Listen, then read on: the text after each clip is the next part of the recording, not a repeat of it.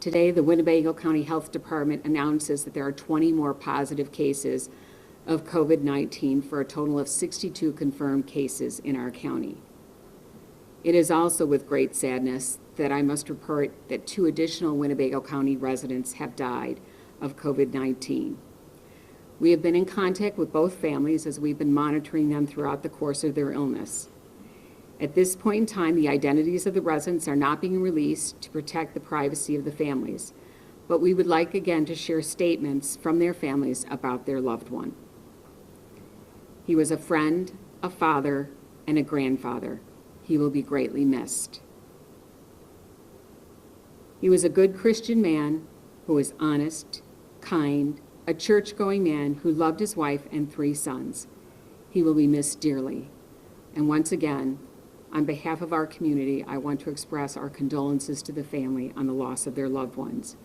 And again, any loss in our community is a loss to us as a whole. Those working on this response throughout feel the loss of these 2 members, and we grieve for their families. Together we can get through this, but that does not mean that we will not feel more sorrow. And many of us will be forever changed by this pandemic. Today we promised that we would go through and take a look at some of the modeling that we're using to help us better understand our response in the community and how our hospital partners, functioning as one, along with other healthcare partners in our region, are coming together to address this. And I'm going to move off the podium to the left here, and I've been told to do a microphone check so everyone can hear it from the background.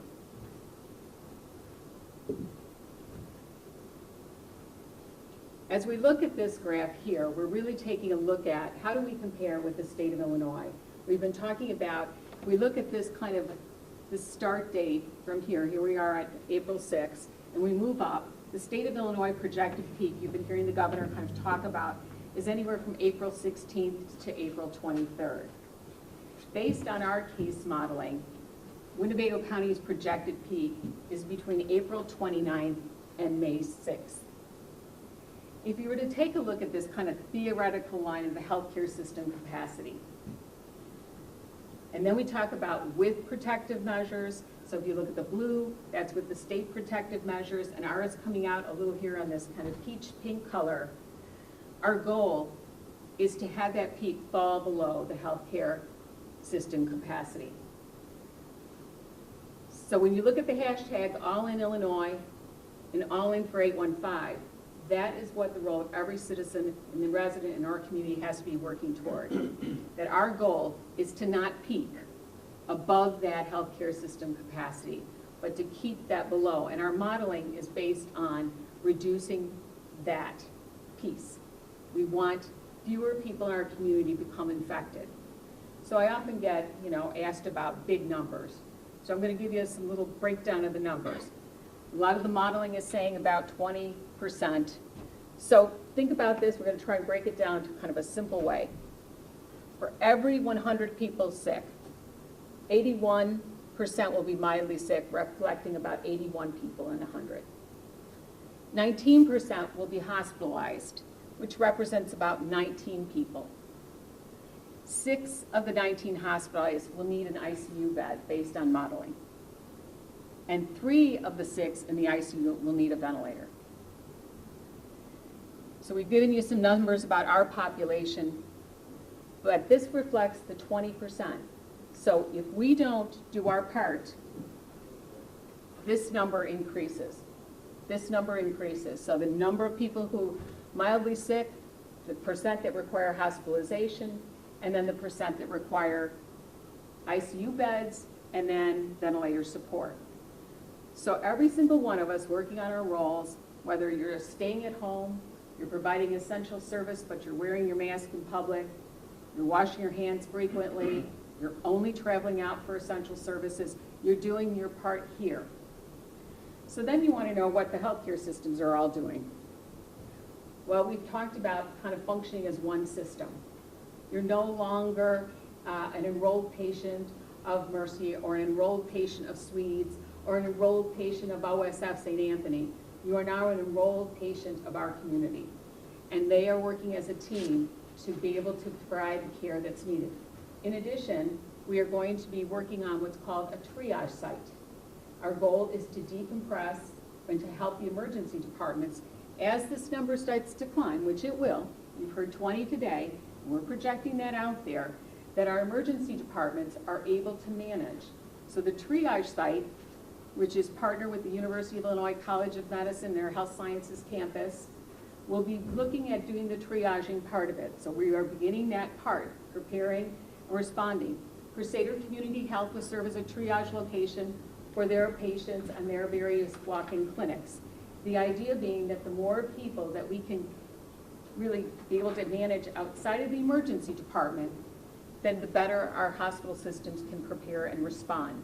So that those individuals, the 81 who are going to be able to go home, we send them home with testing and monitoring, we help them, give them a direction how to best recover at home, and we make sure that the hospital is ready to care for our most critically ill individuals.